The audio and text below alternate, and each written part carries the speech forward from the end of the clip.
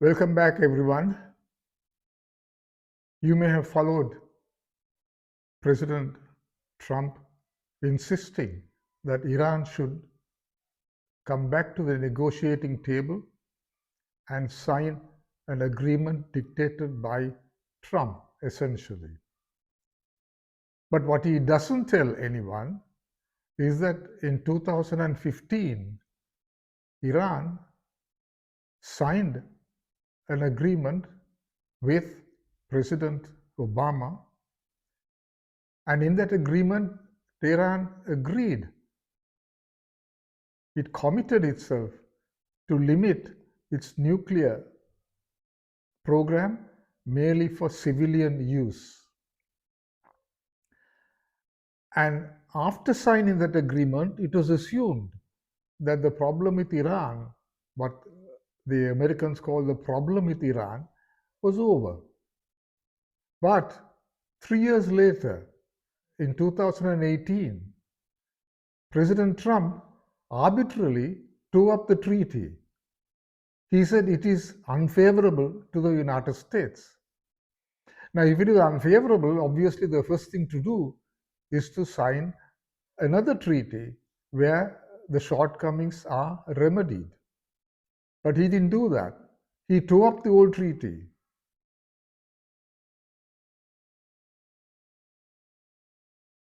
And claimed that Iran was continuing to be a threat to the United States and, by extension, to the world. Now, Trump would like us to believe that this so-called Iran question emerged very recently. What he doesn't know, or what he doesn't want to admit, is that the issue of Iran was raised almost 30 years ago in 1996 by President Carter's security advisor, the national security advisor, Zbigniew Brzezinski. He wrote a book in 1996 called The Grand Chessboard. In that book, he identified 3 countries that are obstacles to the global primacy of the United States.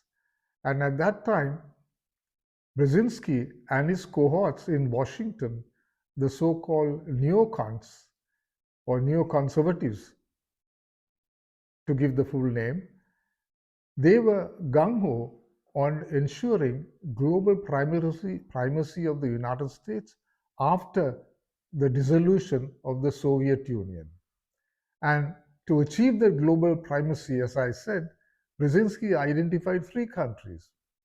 He said, first, the Islamic Iran, second, the Slavic Russia, and 3, the Asian China. And he considered these 3 to be the obstacles for United States to achieve primacy in the world, and that, he argued, as the first step, is to achieve primacy in Eurasia. And in fact, Brzezinski very clearly drew inspiration from both Hitler and Stalin, who, he said, were very keen to establish complete dominance over Eurasia, which was considered the heartland of the world and the control of which was essential to control the world. Now, he argued in his book that these 3 countries have to be brought to heel. And at that time, when there was a unipolar movement, a very temporary unipolar movement, it appeared the United States could do anything. So he said, first, to bring Russia under control, United States must take control of Ukraine. And he said, if Ukraine is brought into the Western sphere of influence, Russia will descend into a very weak third-rate power, because Ukraine was key to many of Russia's economic programs, and more than that, many of the oil and gas pipelines from Russia to Europe went through Ukraine. So he said, we must take control of Ukraine. And that is a program that he set out in 2000 in 1996. And that is the program on which the US state has been working for the past 30 years. The other one is Iran, that Iran has to be brought under control. First, because it is the only Islamic country that is capable of challenging US power. And secondly, that it has sufficient oil resources which were critical not only for the US but also to prevent Iran from selling those oil resources to China, which means they will be able to retard China's growth as an economic power. Now, these plans, as I said, were set up 30 years ago, and they have been in the works since then. In 1999, 3 years after Brzezinski's book, the United States began expanding NATO eastwards. The first few countries were Czech and I believe it was Hungary. So one by one, from 1999, they expanded NATO eastwards towards the Russian border. And this was done by president after president. These are examples which lead all of us to conclude that presidents may come and go, but there's a permanent machinery in place that is persecuting or prosecuting American interests. Now, when Trump says he didn't start the war, that if he was a president, the war in Iran would not have started, which is really quite ingenuous and shall we say inaccurate. The war plans were already in motion. All the presidents, successive presidents, did was to uh, was to implement those programs. Now, coming to Iran, although Iran signed the JCPOA in 2015 with Obama, and the JCPOA stands for Joint Comprehensive Plan of Action.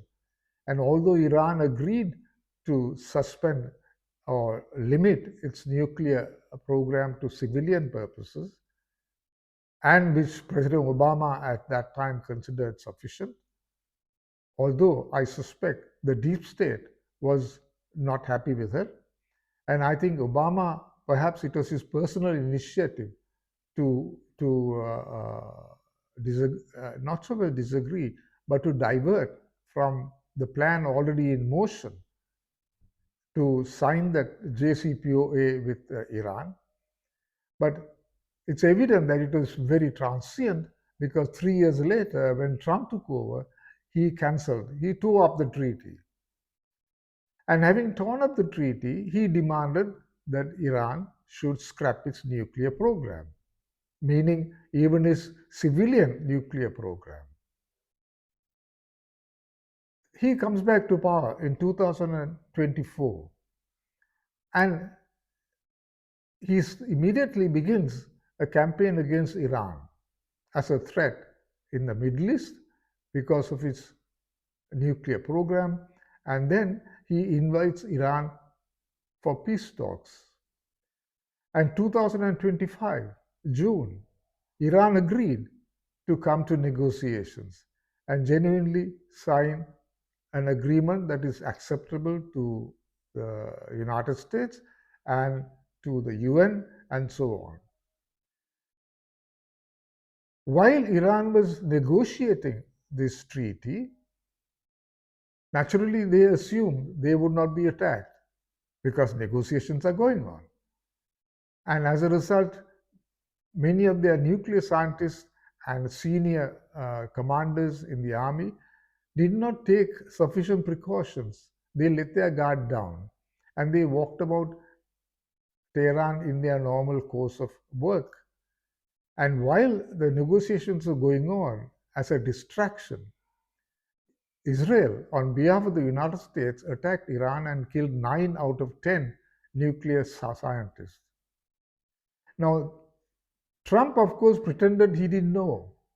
He then said, well, Israel never told me, and I was informed of it after the event. Of course, nobody in the real world would believe such nonsense. It was a coordinated attempt where President Trump kept Tehran busy with peace talks while his henchmen in Israel attacked Tehran and killed off those senior scientists. It was a decapitation attack. Now, having done that, and having started the 12-day war in 2025, which went very badly for the United States, now Trump is back again. He is demanding that Tehran should negotiate a treaty. Tehran has now said a week ago that it is ready to negotiate another treaty. But the problem with Trump, and by that Trump I mean the deep state, which is actually planning all this, the problem they have is that if they go for another treaty, they cannot actually attack Iran as they did with Iraq. They cannot attack Iran, they cannot grab Iran's petroleum resources, and therefore they have a problem if they sign a treaty.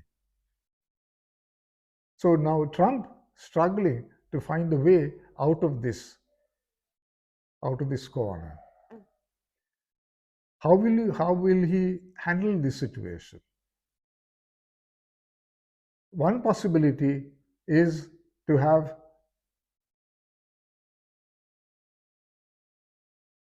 a false flag operation.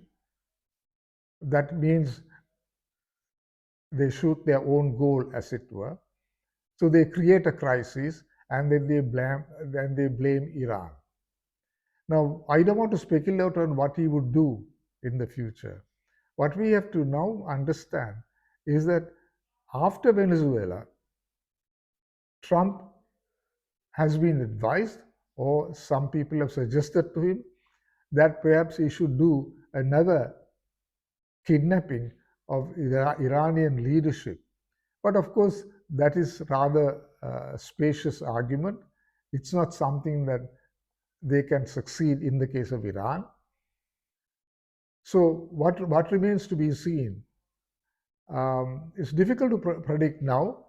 We stay with this, and let's return to this issue next time around. And thank you for being here with us. Goodbye.